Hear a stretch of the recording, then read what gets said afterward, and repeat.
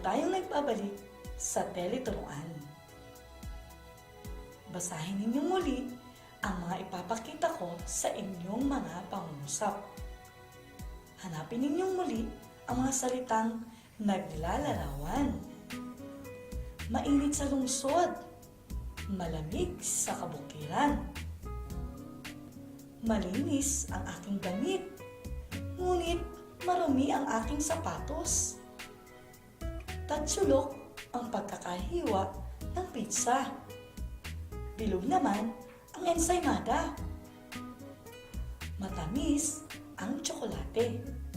Maasim naman ang mangga. Mataas ang gusali sa tabi ng aming bahay. Ang bahay namin ay mababa. Kayumanggi ang kulay ng aking balat. Hindi ako nagmana sa nanay kong maputi. Si tatay ay masipag.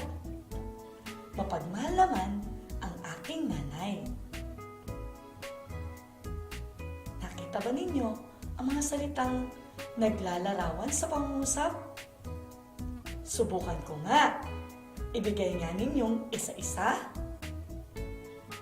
Mainit, malamig, malinis, marumi, tatsulok, bilog, matamis, maasim, mataas, mababa, kayumanggi, maputi, masipag, mapagmahal. Wow! Bigyan nyo nga ang inyong mga sarili ng wow galing clap. Dahil ako ay napahanga ninyo. Wow! Galing! Wow! Wow! Galing! Galing! Wow! Sige, kung talagang kayo ay ubod ang galing, ano ang inilalarawan ng mga ibinigay ninyong pang-uri? Talagang mahusay kayo? Tama ang inyong mga sagot. Ang mga pang-uring ito ay ginagamit sa paglalarawan ng hugis, bilang, sukat, kulay, uri o katangian ng mga tao, bagay, hayop o pangyayari. Kaya naman, tinawag itong pang-uring panlarawan. Ngayon naman ay pakinggan ninyo ang isang kwento. Itala ninyo sa inyong sagutang papel ang lahat ng marinig ninyong salitang naglalarawan. Pagbutihan ninyo ha ang inyong pakikinig. Yehey! Napakasaya ng mga bata sa loob ng klase ni Ginang Rodriguez. Ito ay dahil sa magandang balita ng kanilang guro. Kayo ay magkakaroon ng muting bakasyon sa darating na ika-20 ng Oktubre hanggang sa ika-2 ng Nobyembre. Ilang araw din kayong walang pasok. Tama, 9 na araw ang inyong bakasyon. Magagamit ko na ang bago kong bisikleta, ang wika ni Dennis, doon sa maluwang na plaza sa aming barangay. Ipapahiram ko din ang aking bisikleta sa aking pinsan na mas bata sa akin. Ako naman ay magpapaturo sa nanay ko ng tamang pagluluto ng masarap na brownies. Napakahusay kaya ng aking nanay sa pagluluto nito. Ang wika ni Christina. Marami kaming lulutuin dahil bibigyan ko ang mga mababait kong kapatid at mga pinsan. Sige, pupunta ako sa inyo. Tutulong akong ilagay sa mga maliliit na kahon ang mga brownies.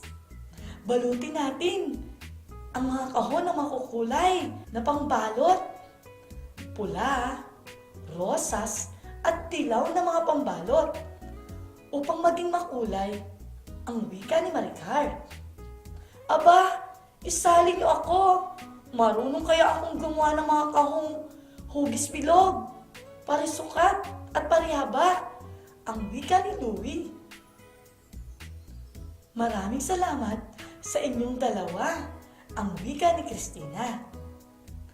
Matutuloy na din ang aming pamilya sa pag-uwi sa probinsya ng aking lolo at lola. Maliligo kami sa malinaw at malinis na ilog. Manghuhuli kami ng mga masusustansya at malilinamnam na mga isda. Manghuhuli din ako ng matatabang manok na alaga ni lolo. Mamimitas ako ng mga sariwa at maraming gulay sa bukid. Ang sabik na kwento ni Arnold. Naibigan niyo ba ang ating kwento? Kung sakaling ikaw ay magkakaroon ng munting bakasyon, gagamitin mo rin ba ito sa mga makakabuluhang bagay? Tama! Mahalaga ang oras. Huwag nating sayangin. Gamitin natin ito sa mga mabubuting gawain, kasama ang lahat ng ating mga mahal sa buhay. Naitala niyo ba ang mga pang-uring pamilyang at pang-uring panlarawan mula sa kwento? Sige nga, ibigay nga ninyo ang mga naitala ninyo.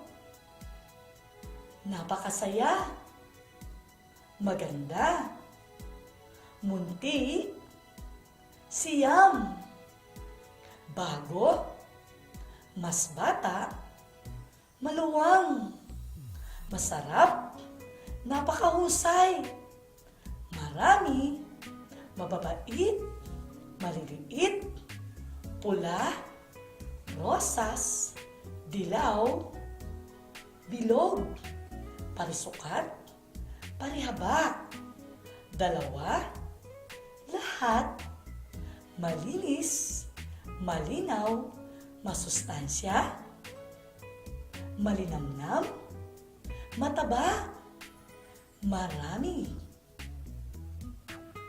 Sino-sino sa inyo ang nakakuha ng 26 ng puntos na tamang sagot? Wow! Talagang mahuhusay kayo.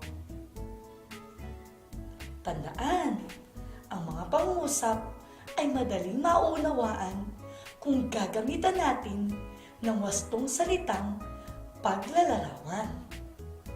Gumamit tayo ng mga angkop ng mga pang-uring pamilang at pang-uring panlarawan sa ating pakikipag-usap at pagsulat ng mga pangungusap at maging sa pagbuo ng mga kwento.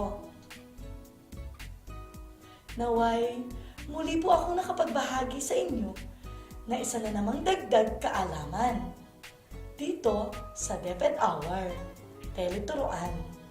Ako po muli ang inyong naging tagapagturo, Amalia G. Pascual, Teacher 3 ng Mayapyap Elementary School. Maraming salamat po at magandang gabi.